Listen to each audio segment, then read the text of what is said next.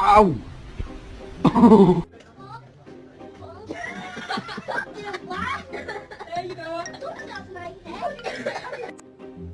Who done this?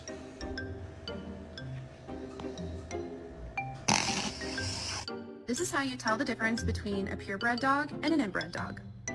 This is a purebred dog. And this is an inbred.